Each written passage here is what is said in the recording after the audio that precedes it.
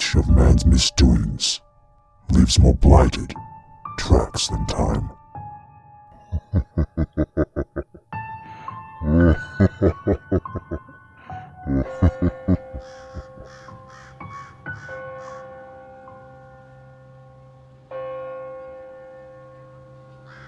I've always been open-minded about the supernatural, and I enjoy a good ghost story as much as the next person.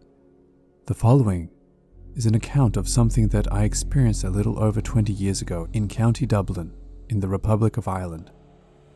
I've had very little experience with what could be called supernatural phenomena, but this one has stayed with me and left me wondering about what I had experienced. The girl I was seeing at the time gave me a call to let me know that her parents would be out of town for the weekend, and that I was more than welcome to spend the weekend alone with her in her parents' house. Now, being a teenage boy, I naturally didn't need to be asked twice. And before I knew it, we were cuddling away in her bedroom. It wasn't long, however, until our passion was interrupted by the distinct sound of footsteps coming up the stairs. On hearing the footsteps, I immediately leapt up and said something along the lines of, "I thought your parents were gone for the weekend." She assured me that they were indeed gone for the weekend and seemed to brush off the fact that we had both clearly heard heavy footsteps coming up the stairs. Strange things continued to happen throughout the day, such as once when walking by a room to get to the bathroom, I couldn't help but notice that all the windows had been opened and the curtains were blowing around like they were in a hurricane. The thing is, I could have sworn that those windows were shut the first time I passed them, but who knows? Maybe I was mistaken. In fact, I wasn't really feeling spooked by any of this, and I just told myself that what I'd witnessed could have been the result of any number of things. It wasn't long until I was actually freaked out though. At some time in the middle of the night, both myself and my girlfriend woke up, and I remember asking what the hell was going on. I had a feeling I can't quite describe, sort of a mixture of dread and despair, with a hint of curiosity, if that makes any sense. I could hear movement downstairs, and I had the distinct feeling that there was a crowd of God knows what below in the kitchen. I could also hear conversations, but I couldn't make out what was being said. I again asked my girlfriend what the hell was going on in this house, and to my surprise, she calmly told me that this type of thing is always happening. This didn't exactly reassure me, but I managed to get back to sleep without further incident. Now, one more thing I'd like to add is that the house in question was a terraced house, and that the house next door had been the scene of a murder not too long ago. From what I remember in the news, a woman had been pretty brutally killed, but no one had ever been convicted. Everybody was convinced that it was the husband, but I think he got off on a technicality. I've often wondered if this had anything to do with some of the strange things I experienced.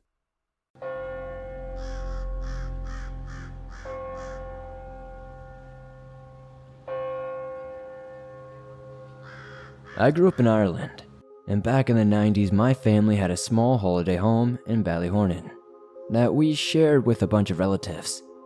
The house has long since been sold, but there was a couple of freaky things that happened to me that have always stuck with me. The house was located in a small isolated area with a bunch of other holiday homes and families. The entrance had a farmer's field attached where people would always pat and feed the white horse that always was there. Polo mints were his favorite. One year when I was around 6 or 7, myself and my younger cousin crawled through an opening in the barbed wire fence. We used to do this regularly to go pat the horse close up.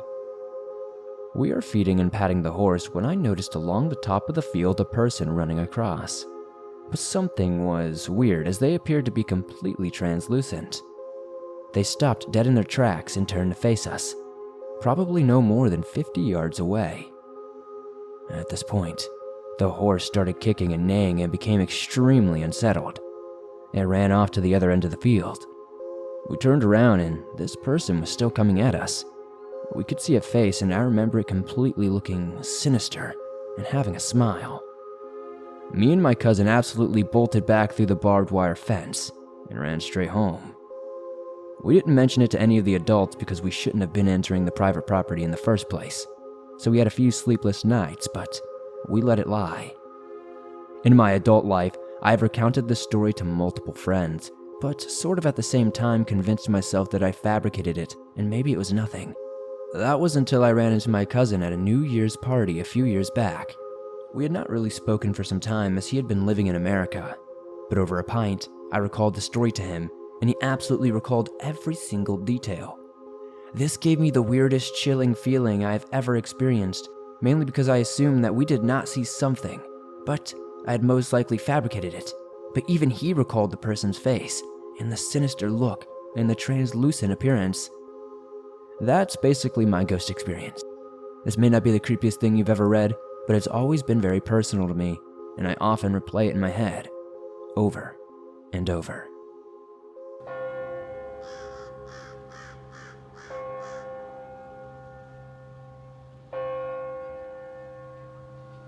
This happened in 2014 in Ireland, where I'm originally from. My grandmother suffered from dementia for a couple of years before she passed away, which led her to being bedbound for the last few years of her life. With her being bedbound, she required 24/7 care, which was shared between nurses calling to the home and family members, aunts, uncles, cousins. The house is an old farmhouse, probably 200 years old at least. The house is adjacent to the farm, which is now operated by my uncle. The living room is basically in the center of the house, with my grandmother's room to the left of the living room, separated by a small hallway. This hallway also leads to the front door of the house.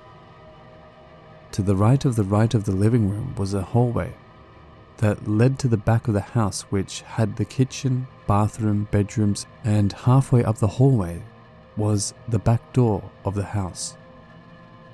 So it was my turn to spend some time in the house and care for my grandmother alone. I had done this once a week for 2 hours for a few years, and usually passed without anything notable happening. But this time, I had fallen asleep on the couch in the living room. I was woken by what I first thought sounded like a dog whimpering at the back door. This sound quickly changed to what sounded like a baby crying. The sound was by no means loud and was quite low. I stood up and slowly walked towards the front of the room. As I approached the front of the room, the origin of the crying changed to my grandmother's bedroom, where she was resting in. As I looked across the hallway into my grandmother's room, the crying stopped. I stood in one spot, frozen for what was probably 10 to 20 seconds. I then sat down in a chair in the living room, which was adjacent to the hallway, which goes up to the back of the house. As soon as I sat down, the crying started again, but this time from the opposite end of the house. This soon stopped. I never heard it again. About 3 months later, my grandmother passed, so I have not been back to the house since then. What's kinda strange though, is that my late grandfather had a twin brother who died at birth. They were born in the farmhouse that I heard the crying from.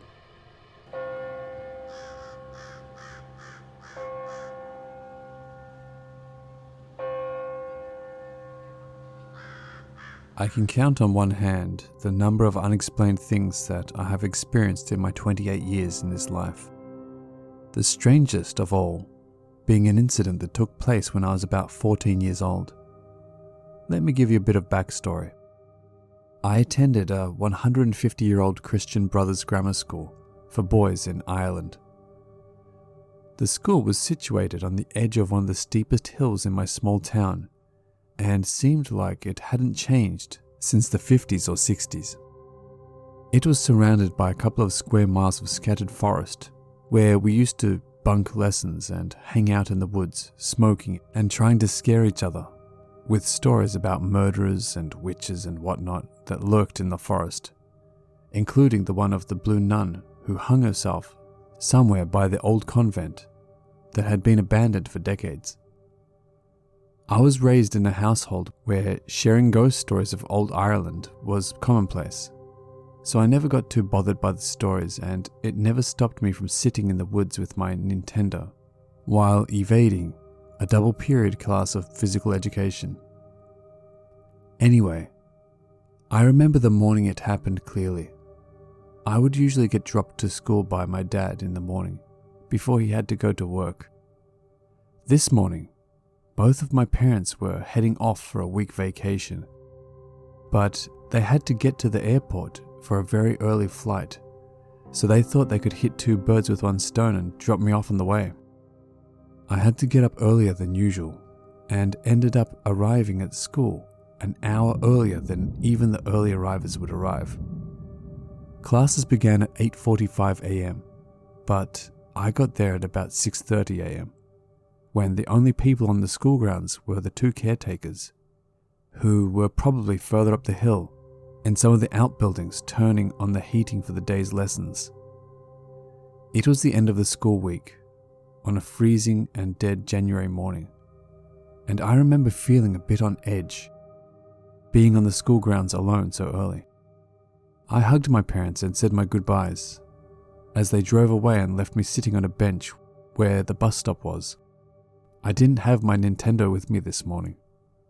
I remember just fumbling with my thumbs and picking old bags of sweets from the roof of the bus shelter and being surprised to read that the best before end date was back in the 90s. BBE dates always fascinated me, still to this day. I remember staring up at my school that was lit by only the morning moonlight. I remember the silence in the air. There was nothing to be heard. No commuters, workmen, wind, rain, nothing. I suddenly feel a sense of detachment and unease.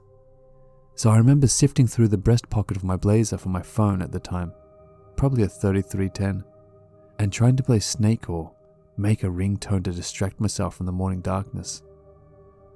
Suddenly, I heard a basketball bounce, no more than a few feet away from me in the playground opposite the bus stop.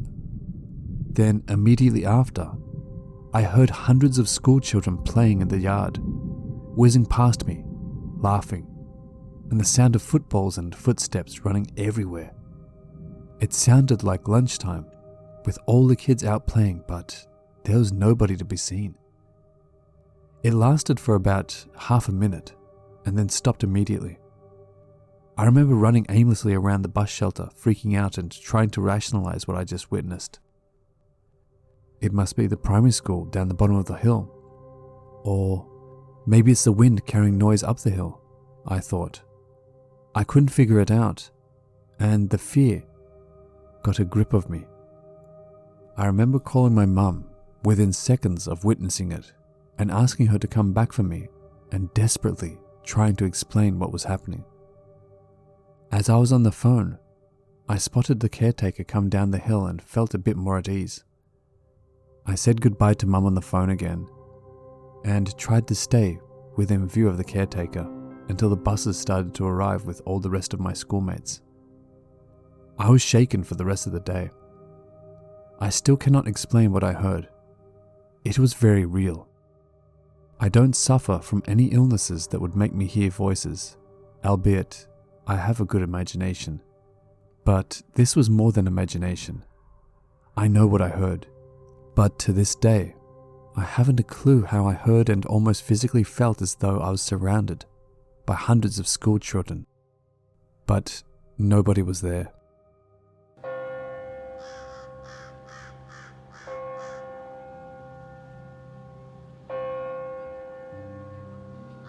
Hello watchers and listeners. Thank you so much for watching. A huge thank you to Swamp Dweller for joining me on this one. I'm sure you all know his channel, but if there's a chance you aren't familiar with Swamp Dweller, you really should go over and check out his channel. He has so much amazing content, and I really am very lucky to have had the chance to work with him on this one. A big thank you to all the Reddit users who kindly allowed me to use their stories. And of course, thank you to all of you who continue to support me. I truly do appreciate it. And remember, Papa loves you.